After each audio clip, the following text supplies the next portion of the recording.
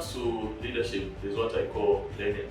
I do not consider failures in leadership. Hello, Mufasa, Mufasa. We have been told that we are not entitled. Project allowance. We want an official statement from the Unza president.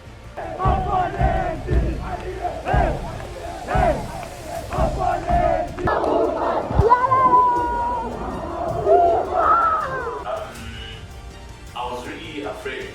So maybe what if I fail?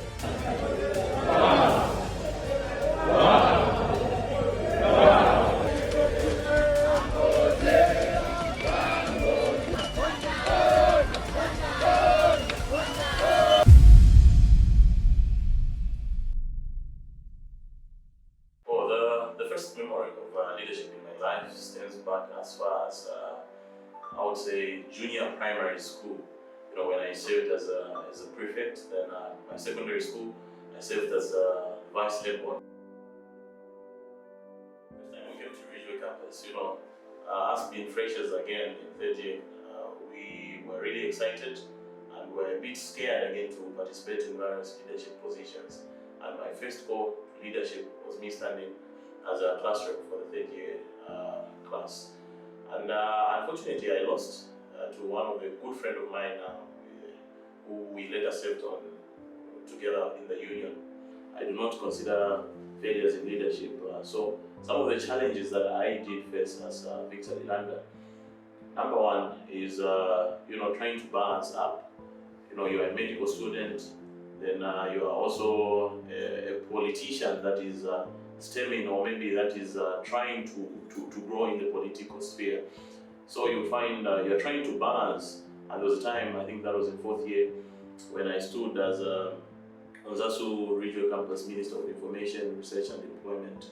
I remember campaigning to one of the senior students. By then, we were in fourth year, I think she was in seventh year, and I was being introduced by a colleague of mine.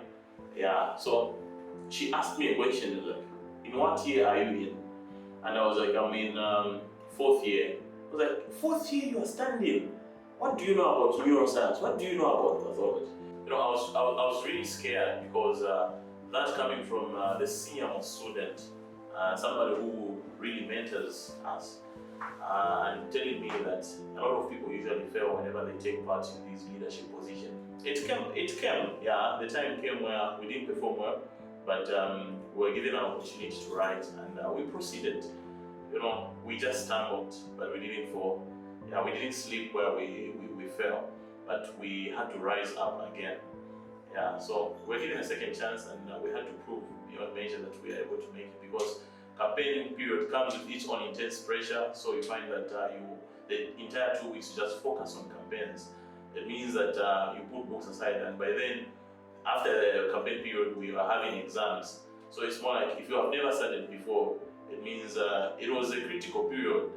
And I wasn't the only one that was affected. There were a number of us that were affected, but we thank God that we are here where we are. Another challenge is that you know, students will always throw stones. Yeah, these are students that will always throw praises, and they also throw stones. Accept it is politics at the end of the day. Yeah, so you are just supposed to use those stones to construct. Yeah, you're supposed to use those stones to build and to construct. Because once you start throwing stones back at them, it means that you have failed as a leader. So you just really need to know, when people are speaking, to say, there's a problem here. I think you're not doing much when it comes to this.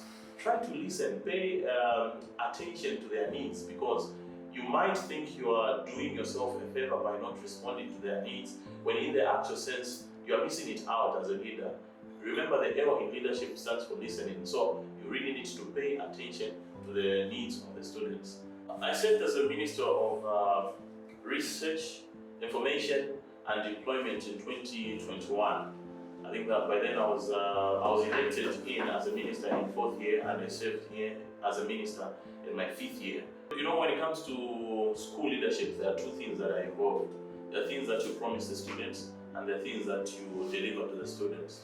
You know, whenever we are outside power, we usually have a lot of ambitions, we do have a vision, then a number of things that we really want to achieve. But once we enter into the union, we discover that there are little or no resources. One of the successes that I will point out, and I kept on mentioning even before I went to the union, was organizing the first ever Ridgeway Scientific Research Conference. And I told myself, and I told the president by then, who was Honorable Siloma, I told him to say, my success being in the union is dependent on one thing.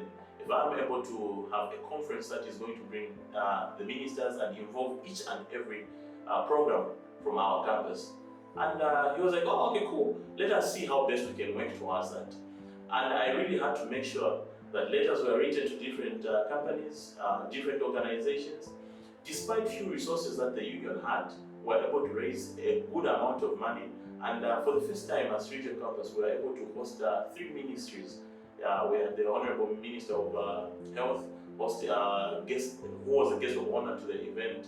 And we also had the Permanent Secretary from the Ministry of Education. We also had the Ministry of Science and Technology also hosting the event. And the ultimate goal was to be the president.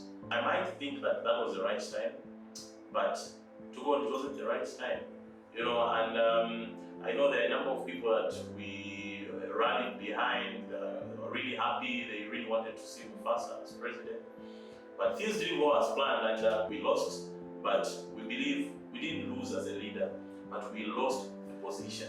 So there are still great ideas that we do have, and I believe we'll still accomplish them, because the time that I haven't served in the union, I was able to coordinate the first ever Ridgeway Mental Health Conference. That was a collaboration from all the schools. You know, I brought all the schools, nursing, medicine, public health, and all the schools had to collaborate with them, and we had to come up with this great event. Actually, if tomorrow they open that I'm supposed to, maybe there are elections somewhere, I would still stand. Yeah, because it's a game. You know, it's more like you're betting again. You know, sometimes you can win, sometimes you can lose. I'll give you an example of people that do sports betting.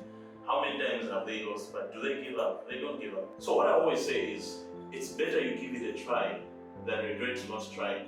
There are times where you say, okay, I wish I participated in this, I wish I did this. You know, actually last year, I'll give you an example of what happened last year. I told myself, am I ready to participate in the people's budget? I was thinking. Then I was like, I think due to school pressure, let me just leave it for next year.